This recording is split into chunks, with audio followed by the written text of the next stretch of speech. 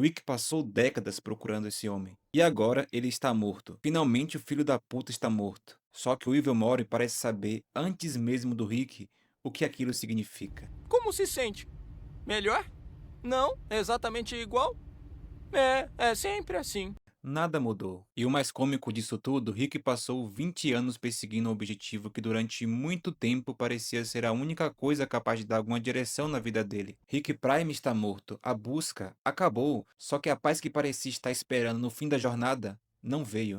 E é aí que começa o problema, porque quando um objetivo passa tanto tempo dando direção à sua vida, o fim dele pode deixar uma pergunta bem desagradável. O que você faz quando não tem mais aquilo para perseguir? Quando a dor vira uma tarefa. Para você compreender o porquê isso acontece com o Rick, primeiro tem uma coisa que você precisa entender. O que a busca pelo Rick Prime dava para o Rick antes dele finalmente conseguir matá-lo. O Rick não podia simplesmente voltar para aquela garagem. Não podia impedir aquela maldita bomba de explodir. E nem conseguir desfazer o que aconteceu naquele dia. Mas ele podia encontrar o Rick Prime. E isso muda tudo. De repente, uma dor que não tem solução vira uma tarefa que pode ser concluída. Agora existe uma pista, um lugar para procurar, alguém para perseguir, uma próxima coisa para fazer. A dor continua ali, mas agora existe uma direção, e isso é muito poderoso. Porque uma coisa é sofrer por algo que aconteceu, e outra é acordar no dia seguinte sabendo exatamente o que precisa fazer. E enquanto esse objetivo continua em aberto, Rick continua tendo o próximo passo. E é justamente aí que a vingança começa a ocupar mais espaço do que deveria. Porque uma tarefa pode terminar, já a dor não. A vingança resolve o culpado, mas não a perda. E é aqui que as coisas começam a ficar ainda mais interessantes, porque durante 20 anos existe uma promessa escondida nessa missão, que quando ele encontrar o Prime, finalmente isso vai acabar. E ele consegue testar essa promessa na prática. O Prime morre, e esse deveria ser um momento de felicidade extrema, ou de paz absurda, mas naquele momento ele percebe que continua carregando aquela dor, porque fazer alguém pagar pode simplesmente encerrar a vingança. Mas o passado não some, ele continua exatamente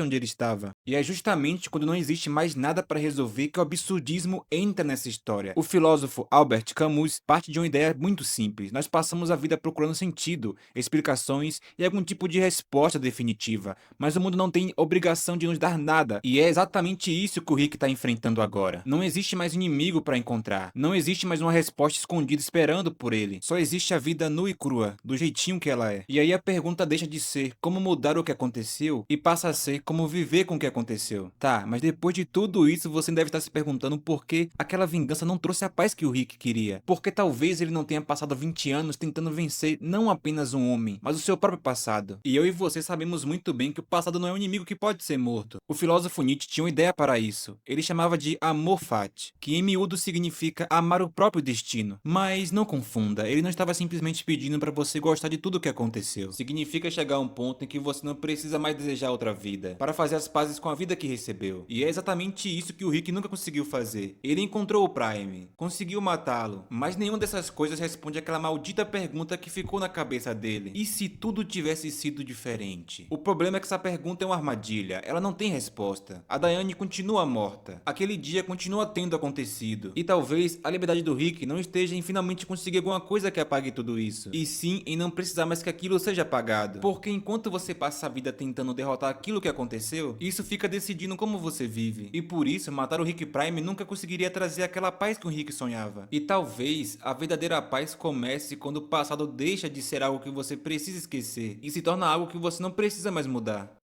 So